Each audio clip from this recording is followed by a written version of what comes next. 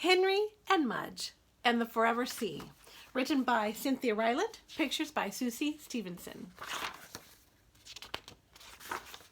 To the beach. It was summer vacation, and Henry and his big dog Mudge were going to the beach. Mudge had never been to the beach. Henry promised he would like it. "You'll like the waves," he said, "and the sandcastles and the shells, but don't drink the water," he warned. "Too salty." They went in the car with Henry's father. In Henry's bag were green goggles, a yellow bucket, an orange shovel, and a dump truck.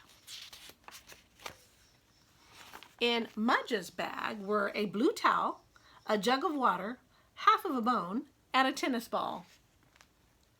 In Henry's father's bag were a book about shells, 6 towels, and a red rubber lobster he liked to bring along. They sang sea songs all the way.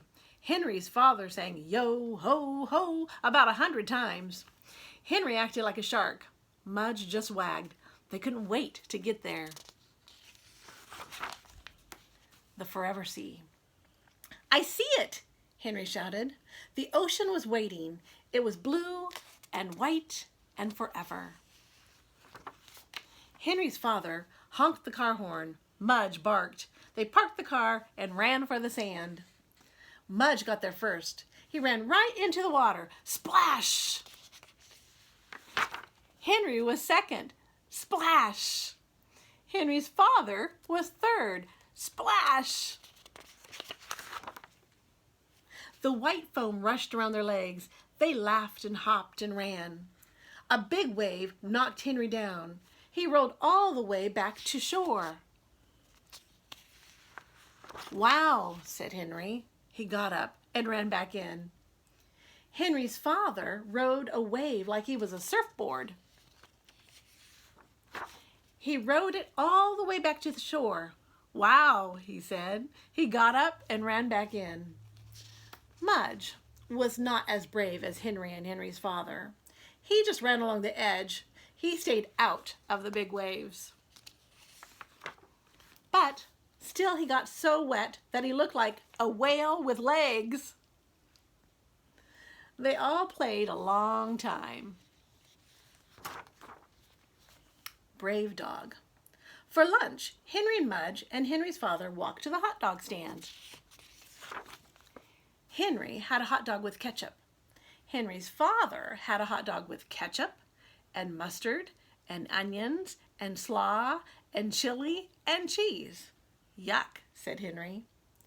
Mudge had 3 hot dogs, plain, in one gulp. After lunch, Henry and his father began to build a sandcastle. Henry made the moats. Henry's father made the towers.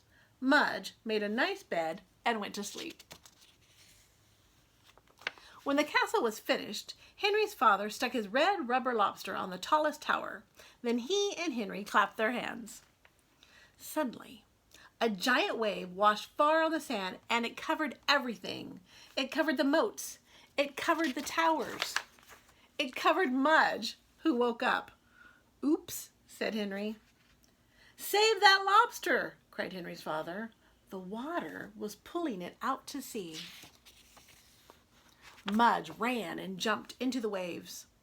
He caught the lobster before it was lost forever.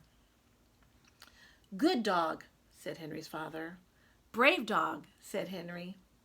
They all had cherry snow cones to celebrate.